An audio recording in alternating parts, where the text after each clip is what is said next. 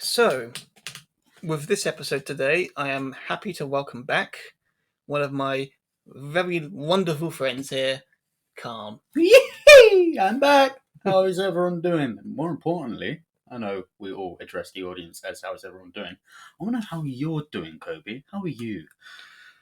Honestly, right now I'm okay. I'm good in the sense that you're here because I always love hanging out with you, mate. And I got to say it again.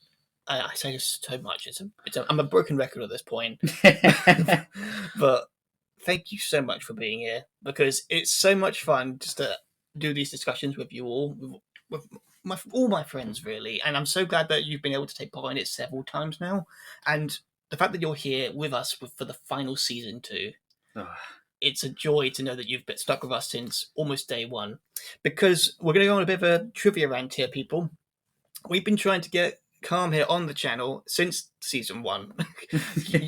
you actually were scheduled to appear in the second podcast episode, and that was like planned. Like when that first episode discussion point was conceived, the plan was to have me, you, and Linen take part in that one together, but life happened. Life was so busy with us, both of us at the time, and that ended up not happening.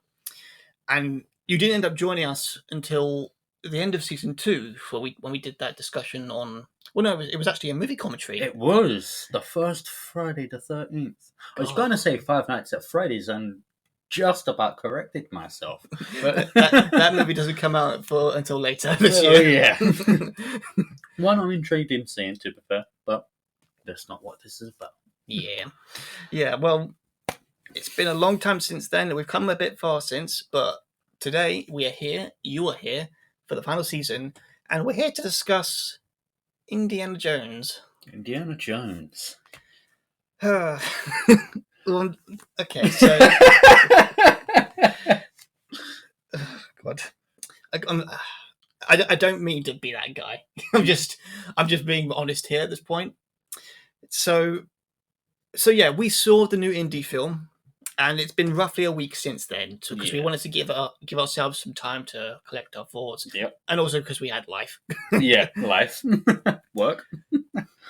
But now it's been a period, so we've kind of got an idea of how we want to talk about it, and I really want to just get to the point here because this kind of delves into my feelings on the movie. Mm-hmm. And in regards to this movie, again, for context here, I've seen in the cinemas this year, I've seen 4 films. Avatar 2 to be precise. Not seen it. And Guardians of the Galaxy Volume 3 3 times. 3 times? Yeah. I saw it the first time with Lynn. The second time I treated my family to seeing it. Mm-hmm. And I saw it a third time just by myself. Oh, fair enough. Because that was one of the only good Marvel films that they had recently. So I thought, I'm going to treat myself, and it's a good movie. Not just a good Marvel film. I'm going to say probably one of the best Marvel film. Definitely the best Marvel film since to come out. Since Endgame. Mm-hmm. Like Spider-Man: Far From Home. Yes, that was good. Yeah, you had a couple of decent ones, such as the Eternals. Shang-Chi was pretty good. I thought it was pretty good. I thought it was okay. And then you had the disappointment of Ant-Man. And all the other ones. In short, a lot of the big blockbusters and such have been a bit downhill lately. And no shock and horror, a lot of them are from the same studio. And let's face it also, if you've been watching this channel for a while, you are very much aware of my opinion on, more specifically Lucasfilm and their treatment of Star Wars in the last 10 years, and also just in general how they react to fans and treat fans. And honestly, I don't know, because we actually briefly talked about. Well, not briefly. We did discuss this back during season 4, I believe, of Grey Owl. We did podcast 7 together. Quite possibly, yeah. Yeah, and we just because it was around that time that Indiana Jones was entering production, I believe, and it was still unknown at the time what the film was going to be about. Yeah, but we briefly talked about it then. So if people are curious about what we talked about it at the time, you can check that episode out. But yeah, even back then, I was pretty much feeling a sense of like, oh, I'm not expecting this to be good because it's the same people that made and ruined Star Wars, and it's the Mm-hmm. same Mm-hmm. Kathleen Kennedy. She's still the president there for some reason. But yeah, this film, we finally saw it, Yeah, and we did. getting to the main point, I've decided to separate this into pros and cons. So No, that is a good way of seeing it. Actually, that it's got pros and it's got cons. yeah, Maybe some of the cons might outweigh the pros, but that's not the point. yeah. Oh, wait, maybe it is. Okay. What we can say is that if you can tell by our tone, or at least by my tone, I'm honestly pretty indifferent, and that's sad because with Indiana Jones, it's sort of the similar thing with Star Wars. When you get to see a Star Wars movie, there's this, whether you have a personal connection with it or not, there's this level of anticipation and excitement that I believe comes with it. And when you go in, you expect it to be either the best or at the very least entertaining or good. And with this, I went in with my expectations very low, considering that I had heard a lot of rumors, and whether they're fake or not, regarding the potential plot of the movie, and how as the release date got closer and closer, some of those rumors were allegedly confirmed to be true. And then the final product wasn't those rumors, but at the same time, it was still in spirit to those in a way. Essentially, I walked away feeling very frustrated, but afterwards, after we left the cinema, I was generally feeling like, huh, it's almost like I didn't. I'm almost not upset because unlike The Last Jedi, because I left that movie very confused, and then like half an hour later or so, I was like, I know how I feel now. I fucking hate that. I fucking hated that movie. With this one, after I got home from the cinema, I was just feeling like indifferent. I'm like, I kind of expected this to be shit. Yeah. You're kind of, in a sense, you were content about feeling like you were right about a shit movie. In a Yeah, sense, I guess yeah, that's what you're trying to explain. pretty much, yeah. Uh, I I mean, get that. I get that. There was a lot of bad parts about the movie. Some parts were pretty good. I mean, I was expecting a completely crap movie. In all honesty, the first three Indiana Jones movies, seen them, love them. Crystal Skull, never seen it. I don't know why I haven't seen it. I have been trying. Just never really gotten around to it, I suppose. But I heard Crystal Skull was so bad. Like I asked opinions, and people did not like it. I did not like it. So I was going into this movie thinking, right, I'm either going to be lied to, and this is going to be a pretty decent movie, considering after the Crystal Skull was supposedly crap, or we've just basically wasted money. It's Megan all over again. And trust me, don't go to the cinema to watch Megan. Just wait for it to come out. um, but nevertheless, I left feeling pretty satisfied. I didn't mind it. I quite liked it. But in all honesty, there was probably more cons than there were pros about this movie. fair enough. And I'm glad to hear that you enjoyed yourself at least. Oh, I loved the experience. You introduced me to recliner seating at cinema. That's a level of relaxation. Also, a level of the amount of times you really need to go pee. That's what happens when you buy a big bottle of Coke. That is true. That is true. Caffeinated. Okay, so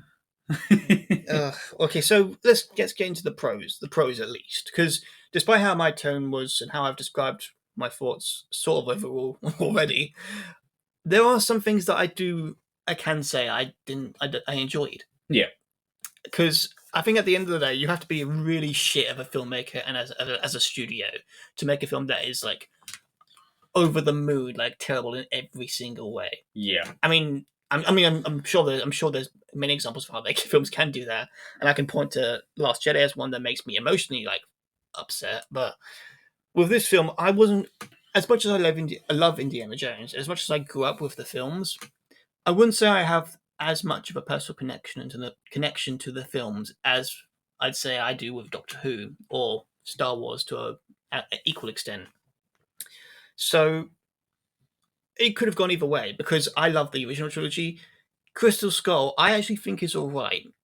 I do agree with a lot of the criticisms that, and I won't spoil it for you, May, but I wouldn't be surprised if you see that film and you sort of think very similar to this one in a way. Okay. But I would say that was it's kind of like a mirror version of this film because I would actually say the pros more outweigh the negatives to Kingdom of the Crystal Skull Yeah. compared to this one for me at least.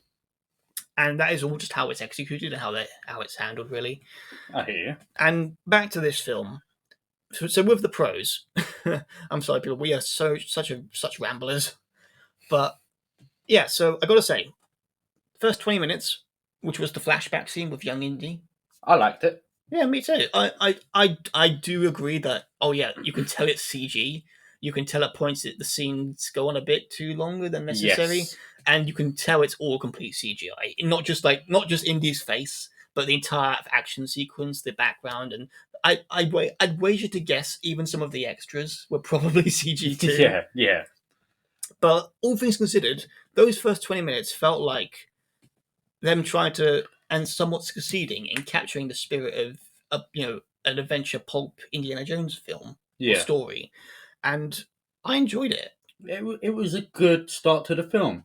There was a couple of cons during that 20 minutes of the film, but the one big pro of that film was that beginning part. It was such a good what do you call it? The flashback? It was a flashback, It yeah. was a flashback. So yeah, that flashback was definitely the strong point of the film. Is in my opinion. Sorry, I did kind of cut you off there. It's okay, mate. So yeah, first 20 minutes, although okay, I definitely honestly, again, I went in with very concerned thoughts, but I thought after I saw that scene play out, I was like, okay, I can see some faults, but I'm not bad. I'm enjoying this. You're piquing my interest. And then we cut forward to the present day, the 60s. And what's our first shot of Harrison Ford in this movie in the current time? Oh, I think it's like the stereotype of everything that Hollywood's doing now with legacy characters. They're just making them washed up and depressed and giving up on life. And they did the same bloody thing with Luke Skywalker. Mm-hmm. And I'm just like, why did I expect nothing better? They did the exact same thing with Indy, and the cherry on top was when we get that brief shot, which I'm sure people might have missed the first time, or maybe it was just the screen in our film, the theater. But the moment my eyes adjusted and I saw that we were looking at divorce papers from Marion, I was like, yeah. "Fuck off! What the fuck?" Yeah. And again, I don't, considering you haven't seen Crystal Skull now. I won't spoil it for you. But after watching that movie, after I saw that, I'm like, fuck you, Disney! Are you so depressed and have a sad home life yourself that you can't even let fictional characters have a happy family, happy ending, or whatever? The point is, the moment I saw that, my expectations immediately went back to zero. Yeah. So I'm like, oh great, we're doing this song and dance again. You bring up a good old character, and when it comes to the last part, you have to bring him right down. Like, it ain't good, man. It ain't good. Can't we just keep it like? The sad thing is, it would have made so much more sense if they were still a couple.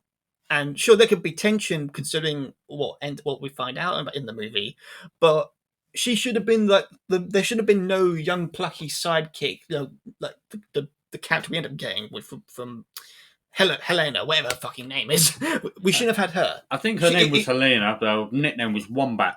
Yeah, honestly, the nickname's nice. Yeah, but the character, we'll get to that. But the point is, I feel like Marianne, she was in the original film. They brought her back for Kingdom of the Crystal Skull. She should have been the secondary protagonist in this movie. Mhm. It should have been her and Indy together on one last adventure, and people would have cheered for that. But no, they don't. They split them up. Why? Because I guess they want Harrison Ford and the character to suffer or something.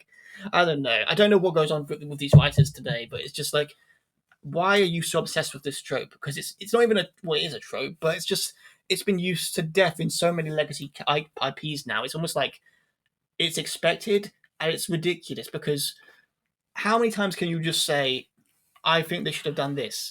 And it might be as simple as, oh, I think they should have stuck together and this alternative thing should have been the conflict. It's the same as milking a joke dry. You tell the same joke over and over again. Eventually, it's going to go from a genuine laugh to a, alright, shut up, please. Yeah, well, that bit happened, and I was just like, okay, fuck you. Yeah. And yeah, after that, okay, I don't want to go into a summary of the movie because you can watch the movie for yourselves to really see that. But going on to the next bit, sorry, I don't know. Oh my god! I just realised we really are ramblers because I've gone into the negatives now, and we haven't even finished the pros. Oh god. Oh, okay. So backtracking a bit, sorry, but back to some positives at least. Now, despite what I just said, Forget that. We're positive now. Positive vibes. I will give this film credit. They did the one thing that they failed to do with Star Wars, and that is we got to see the classic Indiana Jones characters together in a scene. Now, it might have just been one scene, and in terms of them all together, it was just the one scene. But we got to see. In short, we get to see Indy, Marion, and Sala again, and seeing those characters again today in the last film, and just knowing that, oh yay, they're still around and they're still doing great. Well, I say great, but you know what I mean. The fact that they're still around is They're nice. alive. It's nice to know that they were able to say, "I'd love to do more." I love that we at least got to see these characters from the original film again. Yeah. And we actually got to see them interact again. But yeah, I just think it was nice, really. I don't want to go into. I don't want to derail us and go into negatives again. But it will say I'll give them that. It was nice to see them together, and it was nice. Yeah. In not so many words. And I think the last positive I have is the concept and some of the action scenes.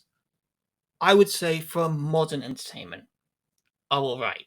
Because I can highlight that I really didn't mind the brief chase in New York on horseback. Mm-hmm. I thought that was okay. I thought it was quite interesting. It's definitely a different change up because we've never seen Indy in a city before. No. Much less have an action scene in the city. And it was it was interesting. And of course, him on horseback is always awesome. And the underwater sequence when they have to go find that crashed sea vessel, and then they have a bit. Indy has a bit of a scuffle with some eels. They might not be snakes, but they're still slithery. Yeah. I thought that was fun. I thought it kind of makes me wish that we'd gone Indiana Jones finds Atlantis. Oh man. What about you? Were there any other pros for the movie that you enjoyed? I mean, we already spoke about the first 20 minutes. That's my big pro right there. Seeing all them characters together, yeah, like you said, you've taken the words out of my mouth again. Like seeing them interact, getting together for the final film. That was good.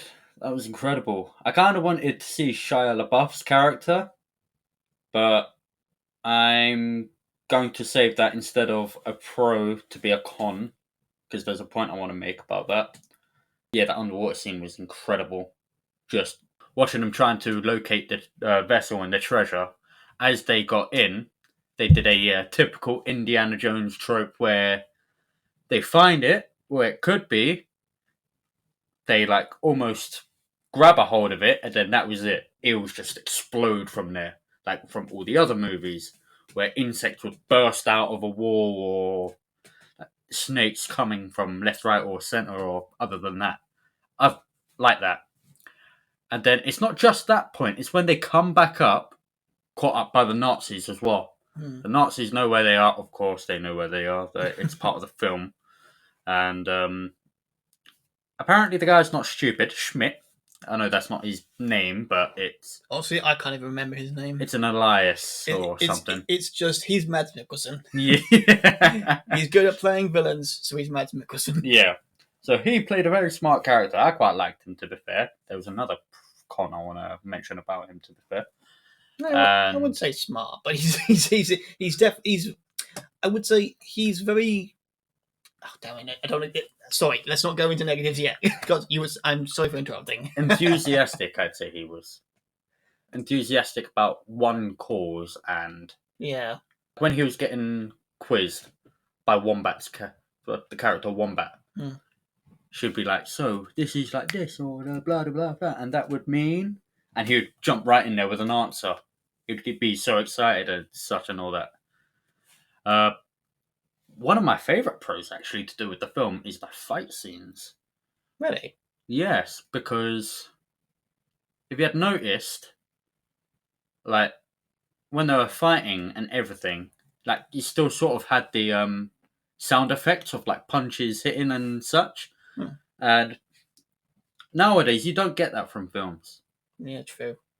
Like I thought that really brought back like the typical Indiana Jones like fighting sequence. I quite liked it. I really enjoyed it. But then again, an 80-year-old retired archaeologist fighting off 20 to 30-year-olds, especially one that is like 3 times the size of him, isn't realistic. But I still view it as a pro. I quite like it. Fair enough. The things that I thought positive, I really wanted to big up.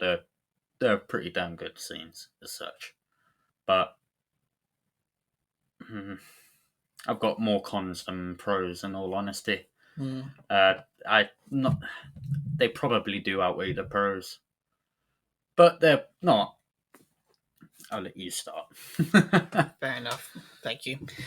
So yeah, if it wasn't obvious already, we have had some things to say that's we enjoyed, but we cannot deny that I at least walked away very disappointed with a lot of stuff from this movie, and the one I have to state off the bat, and this is almost done avoid sometimes because this is such a thing now with entertainment, but especially with the big budget films, the film relies a lot on special effects or CGI, all that jazz. And I get it.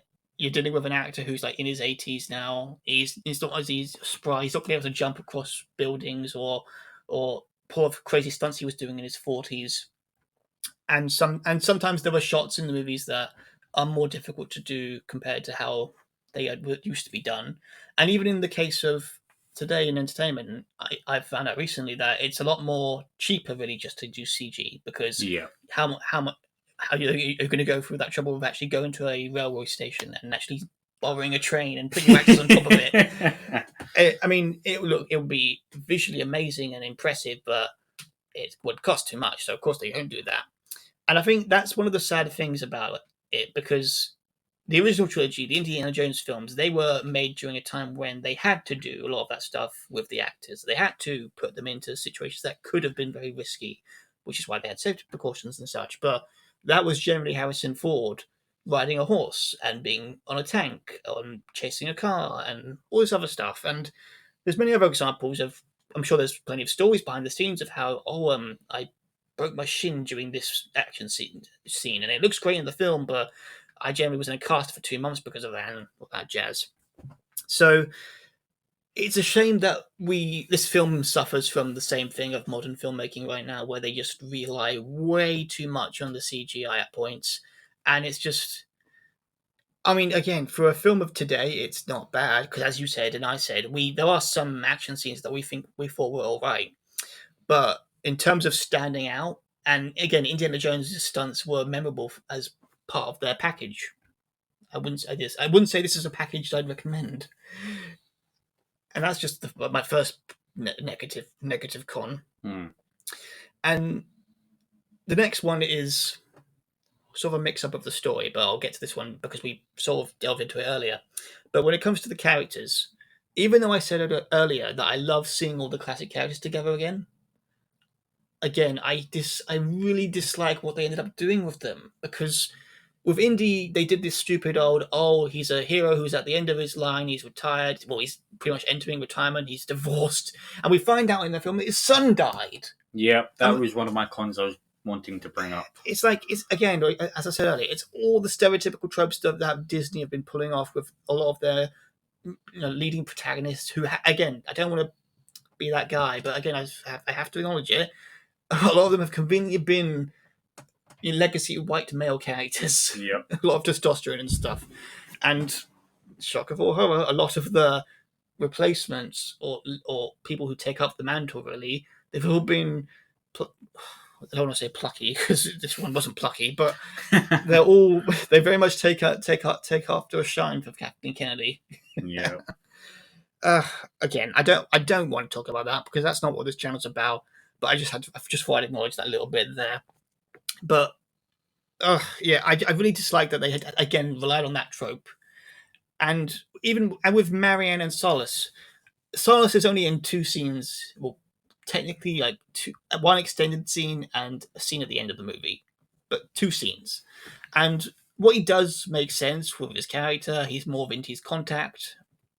I struggle to think how he has that information, considering he's meant to be living in New York with Indy. So I don't know how he would have connections with wherever they end up going. And yeah, they even tease it. They even tease in that scene where, I could come with you, Indy. I miss the desert. I miss the sense of adventure. And I'm like, that's how we're feeling. That's how we're feeling. Go with him. We want to see you two go on one last adventure together. And he doesn't. They don't. Why tease that? Why be? Is it for the trailer? Is it so you could have that dialogue for the trailer? Fuck you. And of course, Marion. Again, a bloody stupid consequence of that, of splitting them up with those divorce papers. I hate that she wasn't in the movie, except for that one bit at the end, which felt tacked on. Again, we'll get to that, but she should have been the secondary character in the movie, or maybe even the third, and we'll get to that. Because I just feel like she's given them. She was the main girl of the first film. Arguably, she is Indy's official prime love interest. Mm-hmm. And she was brought back for Kingdom of the Crystal Skull. And again, I won't spoil it for you, but what happens in that movie is nice. It's very welcoming. It's a nice resolution. And in this film, it's just, they're apart, and the reason why they're apart is because their son died during the Vietnam War. And why did he go to war? Because he wanted to spite his dad. It's like, oh, come on! It's bad enough you have to kill off the character who you introduced in the previous movie, who could be like a legacy character in of himself. But then you have to give the reason that he did it to spite his dad. It's like, fuck off! Daddy issues. Can you make it any more depressing? Or is that son issues in a sense? I don't know. Yeah, I really disliked how they did that. And again, I'm sorry, we are going on a bit of a record a lot, but I didn't like it. No. I didn't like the story. And that leads into this next bit, which again revolves into the story. The character Helena. Now, again, I've got to be fair. When she's introduced, I actually didn't mind her. She presents herself as this very excited, almost optimistic and adventure type seeker. And she's Indy's goddaughter, and she basically tries to encourage him to go on an adventure with her. Yeah. And I'm not gonna lie, seeing that, I'm like, I could be into this. I'm looking forward to the idea. I actually don't mind the concept of Indy going on one last adventure with a family relative, and that inspires his spark again. That because he can start. Of course, he can. They can do stories where the character is at a stump in their life, because we have all had that. Yep. And in some cases, we have had it there are people who have had it at lowest of low. But then we all get that one event, that one day, or that one person who comes into our lives, and they're able to give us a boost, and we're able to go on an adventure with them or an experience, and it allows us to rekindle what we thought we lost. And that's a lovely story. And I feel like, oh, I would have loved that. I would have loved to have seen him go on this adventure with this young woman, and it's a fun adventure for one last time. But no, it's not that. It turns out to be. Indy's goddaughter is a black market thief and sells to the highest bidder. Yeah, and she deliberately leaves him to die several times throughout the film. Yep. And they... It was quite questionable as well. It's getting to my con here. What I wanted to say was that Helena is way too unlikable.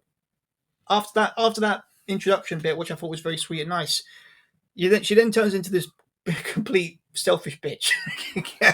And I get what they're going for. They're trying to tell the story of, she's a selfish person but has a heart of gold, and there's a point in the movie where Indy pours his heart out to her, and that's sort of meant to be the moment where she sort of turns, but it doesn't feel natural, because every scene she's in with Indy prior to that scene, she was constantly being snarky, constantly basically pointing out how old he was,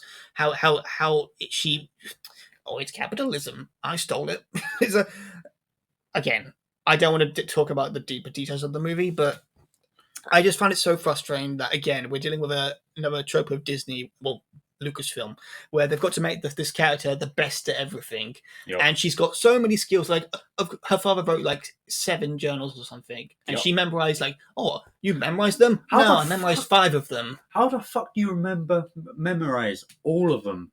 Those journeys gotta be thick of adventures and such, and archaeology. It makes sense if she was a bookworm, which was sort of set up with her scene when she's introduced, where she's a student. So they could have set her up as this very gifted student. Yeah. But no, she's also got to be a treasure hunter. She's also got to be a black market dealer. She's also got to be a good fighter. She's also got to have all these other skills. It's so they want the character to have the best, but it's it really you're falling into the same trap as Rey Palpatine. Mm-hmm. It doesn't endear us to the character, and it doesn't help that you also make her a complete and unlikable character too when she leaves the main character to die and drags his name through the dirt. Yeah, there's a murder happening. Quick question: how do they clear that up? They don't. They don't. He's still wanted even at the end of the movie, and he's there just with Marion. Life is good. Oh God. I feel like clearing up the Helena bit. I just feel like they made her way too unlikable, and they tried to for the latter half of the movie, they tried to give her this more positive relationship with Indy in a sense, but it just doesn't feel natural, because it's such a whiplash really, because all I can think about are just the bad moments that she was in. Mm-hmm. And oh God, I forgot to mention this bit, but I've got to add this as well just to highlight it. But again, they got to have the character. For context, in the classic films, Indy, when he saw a snake, he froze. That was his one childhood fear. He hated snakes. But I mean, think of the opening scene from Raiders of the Lost Ark. He's going through that tunnel, and he sees that one of his sidekicks. They see that spiders are on his back. Just nonchalantly wipes them off.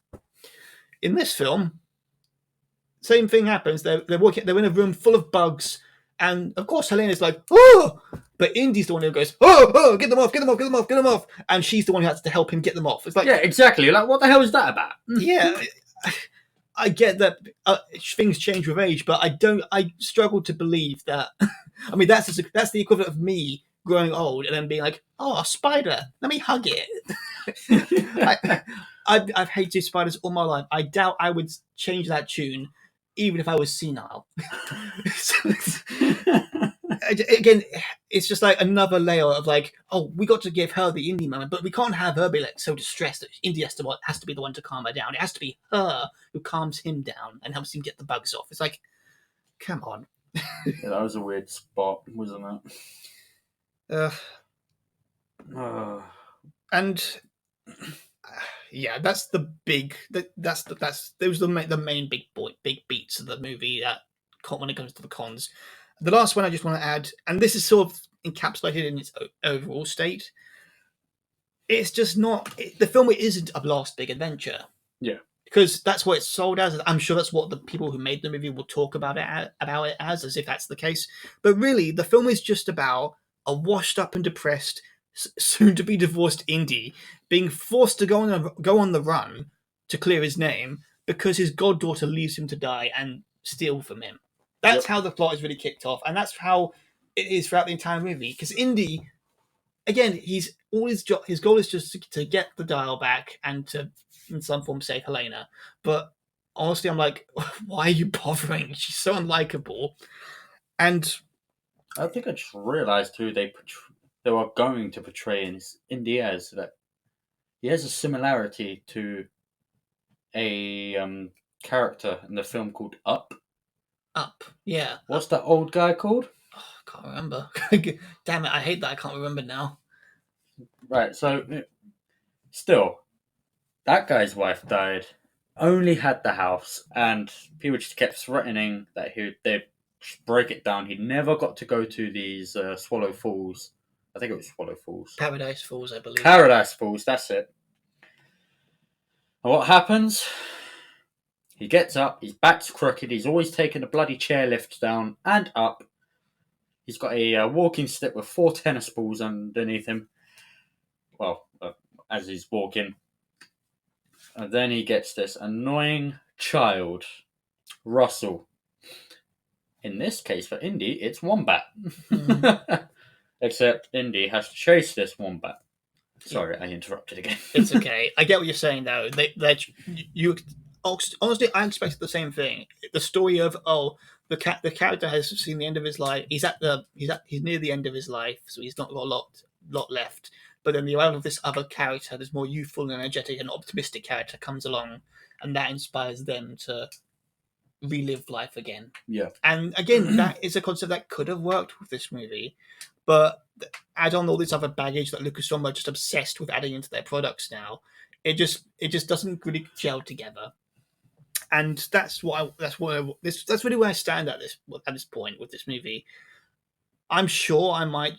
I don't want to say I'll change my tune because I still hate Last Jedi after all these years, but I might soften to a few bits here and there over time. But again, it's only been like a week since we saw this movie, and I can already say for 100% from a deeper feeling with myself, I think Kingdom of the Crystal Skull was a better ending. And I'm someone who was like, I agree, there should have been 3 Indiana Jones movies because the third one ends with Indy, his father, and his friends riding off into the sunset. That is a perfect ending to a trilogy, and I would, if that had just been a trilogy, I would forever be happy with that. But we did get a 4th Indiana Jones movie, and for better or for worse, I still think it's okay. I still think it has its faults, but I think that film ends in an equally nice way, where I feel like there's optimism and hope for the future of these characters, and there's plenty of adventures left to go. With this film, I went in concerned, I left feeling very apathetical, and right now I'm just feeling like, yeah, it was very much like a very expected outcome for this with this film from the same people who ruined Star Wars. And I just feel like there's no this. I'm glad this is the last one, honestly, because they've officially ruined all the existing IPs they have now, and there's nothing left for them to do except for making original content, which they might excel at if they actually bloody try. But yeah, it's again in my long-winded roundabout way. I thought it had its moments, but I overall left feeling very lackluster and disappointed with this film. And if I was to be that guy, I would say I wouldn't recommend seeing this film. Watch it when it comes out on TV. Maybe even I wouldn't say get it on Disney Plus. Don't give them money. But watch it when you can. But don't watch it in the cinema because, again, it's this song and dance again. But I really hope Hollywood takes note. And considering they're going through a bit of a strike at the moment, hopefully this will contribute to them rethinking their strategies and just storytelling. Yeah. Because I am also of the belief that we could have generally got a second trilogy, a second Indiana Jones trilogy. And I think Kingdom of the Crystal Skull was a stumble, but they could that's okay. It works as a fourth movie. We could have easily had a fifth movie that would have been amazing. And if that did gangbusters, I bet you we would have gotten a sixth film that could have like come out maybe 2 years later or 3, and that could have like it might have been like it kind of might have been like Fast and Furious, where they say they're ending, but they've really got we got 2 parts, then we got 3 parts to the ending. It's like, sure, whatever. If it's making money, if it's enjoyable, fine. Indiana Jones and the Amazon swings. Yeah, I mean, what about you, mate? What about you, Khan? Oh, cons. I do like talking about a con. What is a con? Generally something that shows a bit of negativity on a subject. But, you come to terms with it, I think. There's a couple of things I didn't come to terms with in Indiana Jones. Like I said, the first 20 minutes, that flashback, was a good pro to that film. I loved it. But there's 2 things I want to pull from that flashback. I know it's all CGI and everything as such, so I don't really want to get into that. You've basically said your piece on that.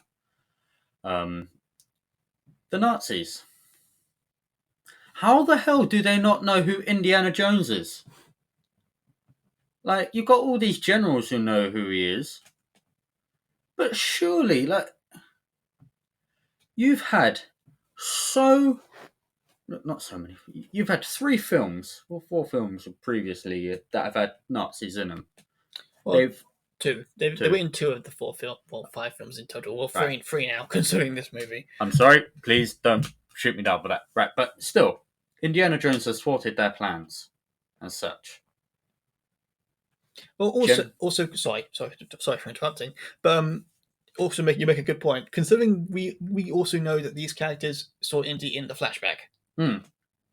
Like, how do the Nazis not know who Indiana Jones is? Like, I don't get it. And he's just casually walking. Yeah, maybe at a first glance, like, he looks like you. But can you clearly see the guy that's avoiding contact from the general as such? Oh my god, you just reminded me of that scene. He goes up to this guy in a car, knocks on the window, punches the guy, pulls him out of the car, and then there's no indication, he just gets in the car, and some generals just walk by on the same side, get in the car, and they're like, how do they not see? Exactly. How do they not see the body lying on the floor, right in their peripheral vision? Hang on. That was a second con that I wanted to bring up, Kobe. Well, I completely forgot about that, actually. I do have another con.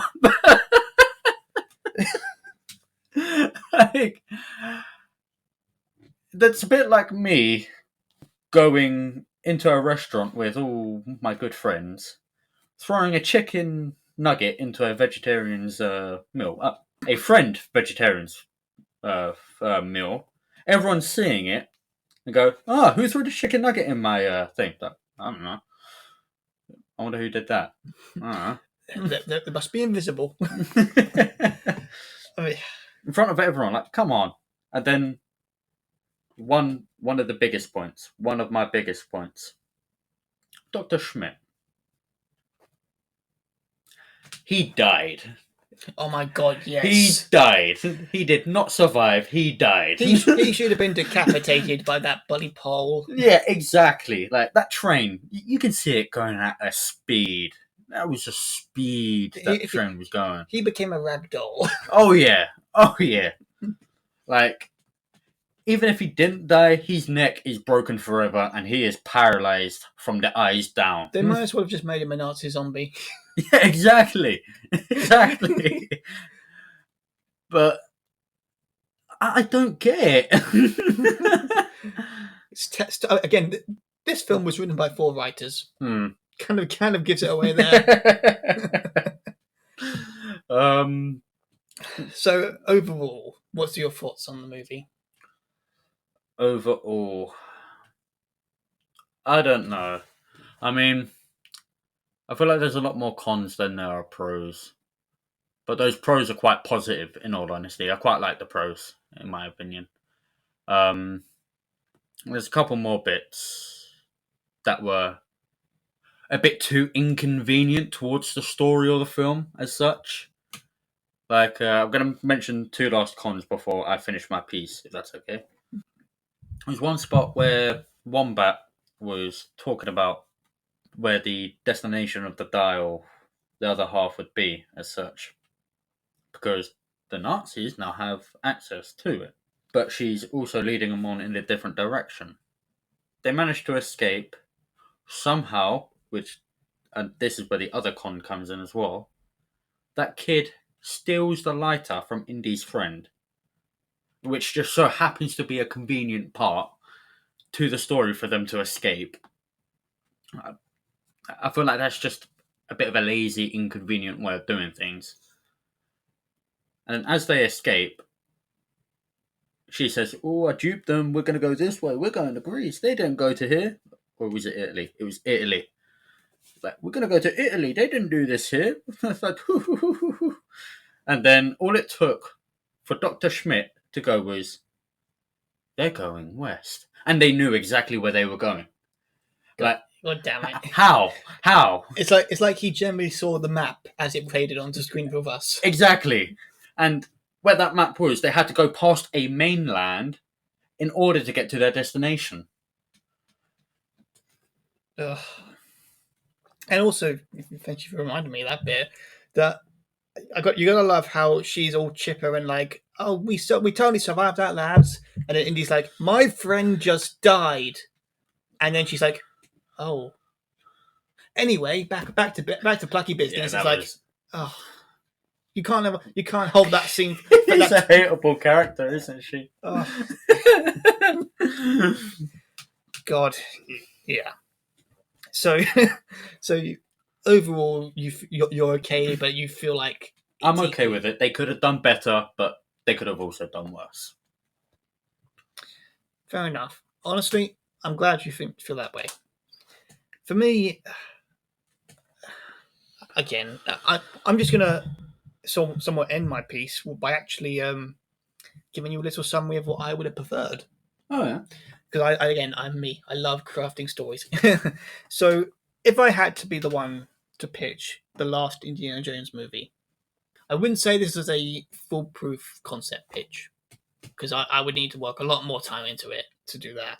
But let's just hypothetically call this pitch Indiana Jones and the Philosopher's Stone.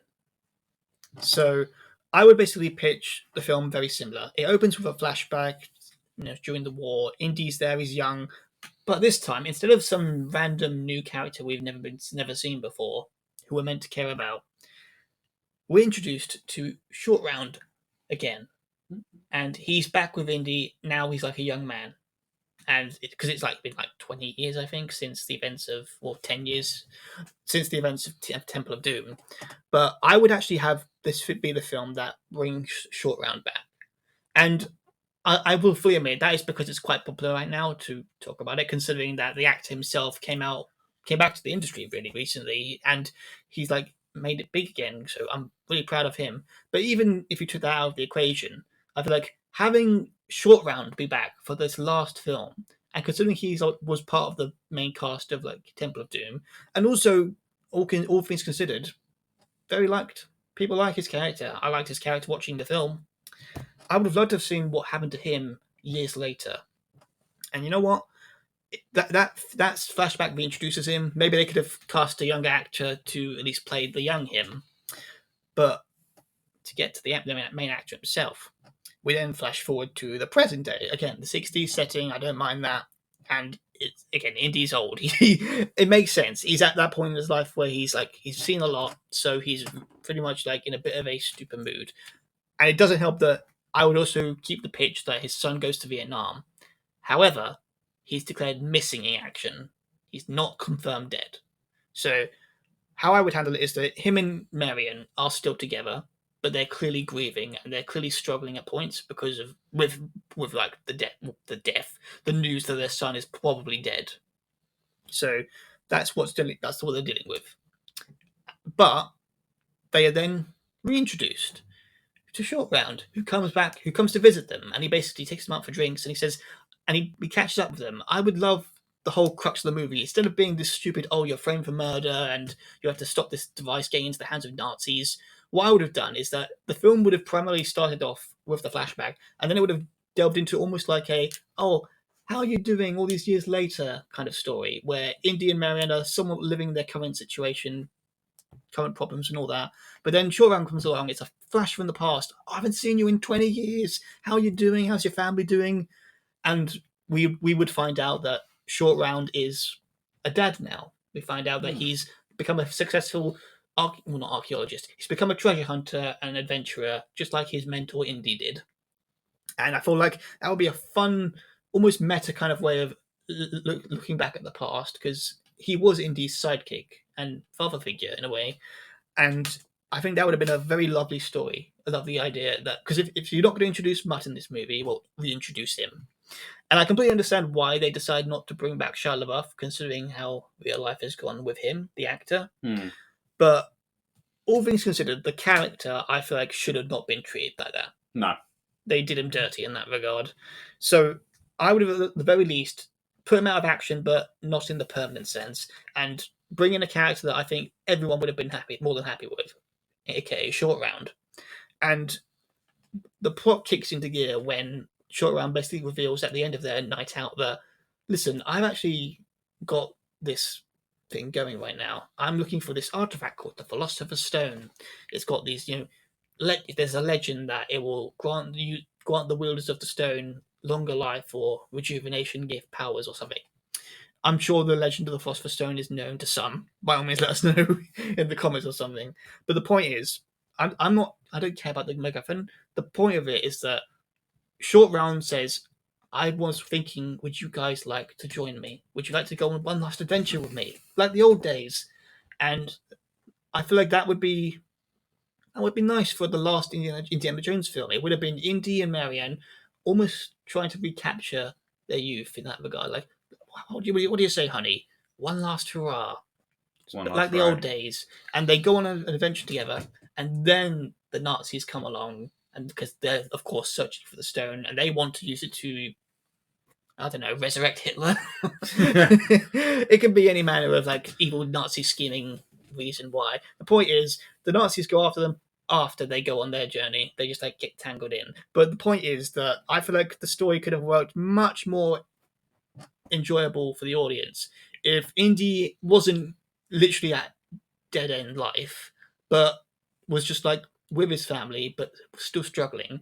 But there was a sense like, oh, they could do more. They could recapture something, and the film would be that. It would then be them going on an adventure to find the Philosopher's Stone with Short Round fighting off against Nazis, and then the film would end with them with Indy seemingly dying in order to prevent the stone from getting into the hands of the Nazis. But of course, Short Round would be there to save him.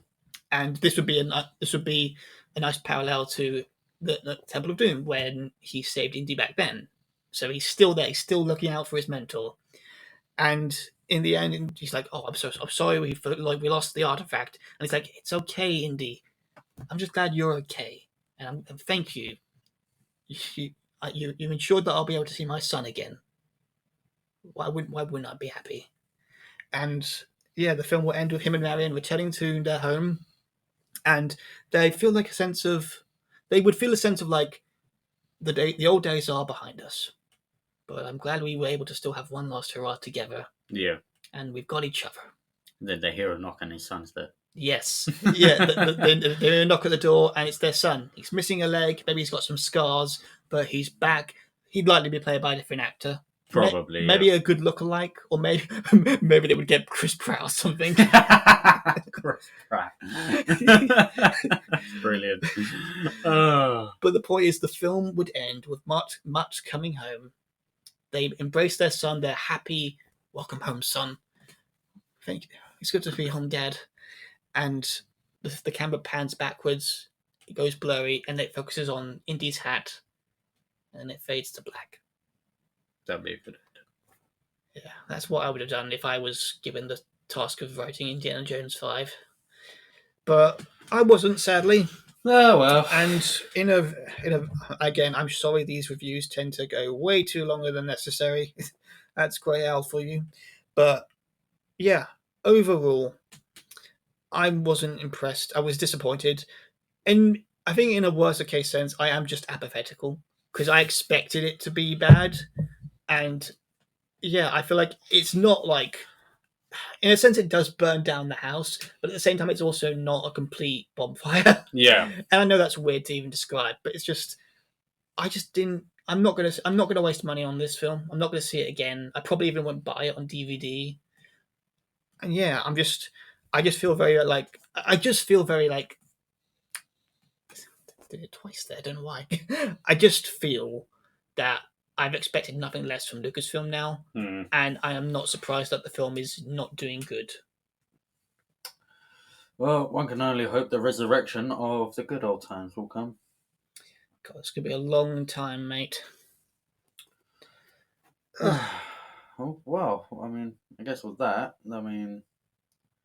I never really thought we had another spot to our whole idea. That was quite an interesting plot and story you made up right there. That was pretty awesome. Thank you. But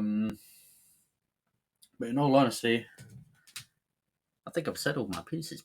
Yeah, and yeah, if you're here just for the review, that's it. That's the review there. Yeah. But I wanted to add this little last section here, just for you, Kalm. This is your last episode. Yeah. And I want you and everyone to know that this has been a counter to this movie. This has been one fine adventure. And again, I struggled to kind of form the words, even in a good sense. But I'm so glad that I got to go on this journey with you, being a very wonderful friend who took the time out of your time, your own life, to take part in one of my hobbies that's been going for 5 years. And you you pulled no punches. You were like, I'd love to do it, and you've come on full blast, and you've just had fun. And I'm so happy that I've had a play in that. And I'm really happy that you got to enjoy yourself, and I'm equally too that happy that I got to enjoy your company too. And also, just in general, a sense that thinking about this from a time capsule perspective, because this stuff's going to be here probably like YouTube is the internet forever. Yeah. So I got to say, thank you so much for being part of this time capsule. Really. No, I mean, it's a little bit emotional right now, but I mean, thank you very much for inviting me all these times. It's been a wild ride. It's definitely been a wild ride. There's been times where I haven't been able to make it. I do sort of regret that, but life's life. I've got to sort out my life stuff. I only wish I could have been on more. I'm grateful for the times that you've had me on. Like everyone else, I'm pretty sure they've had fun. I've had so much fun. From that first recording we done, Friday the 13th, where I was getting too into watching the movie. Dude. Oh, we had this. Indiana Jones 5, Destiny of the Dial. Dial of Destiny. Either one of them. Yeah. They're both the same movie. God, what if we'd seen the wrong movie? Oh, damn. That's why it was shit. We saw the wrong fucking movie. But in all seriousness, thank you. You've made this a really good time. Kobe, you've come up with so many good ideas. We've had so much fun doing all these recordings, and you know what? It's emotional. Yeah, this is my last episode. And I just want to say to all of you, thank you for just listening to Kobe here, listening to me. I've had my fun. I've had my pieces here and there. I'm sure there's been something you've all disagreed with me. Come on, there's always something that you disagree with. And Yeah. Again, there's only so many ways you can put it into words, but I really appreciate what you've been able to do for me, for the channel. I've really enjoyed your company, and speaking from you as a friend here, not just as a colleague or colleague, co-host, more likely, because no one gets paid for this. But I've had so much fun doing this channel, and the fact that I got a lot of my friends on has been a dream come true in a sense, because this was just originally me and a few of my friends, but it's almost got all of them, or it almost has all of them now. And I'm so glad you got to be like one of the first few to jump on that. Very special. Very special. It was. You are a wonderful friend, mate. And I'm really glad that I got to enjoy doing this with you. And again, the topics are varied, but at the end of the day, I enjoyed doing them with you, and I enjoyed having fun talking about them. And I'm looking forward to seeing what's going to come after for both of us, really. And with that, yeah, again, audience, hope you enjoyed the review, negative or positive. And yeah, I thank you, Kobe. Thank you for inviting me for such a wild ride. It's been brilliant. I love it. It's been fun. Thank you. Shall we finish this with a celebratory high five? You read my mind. Oh yeah.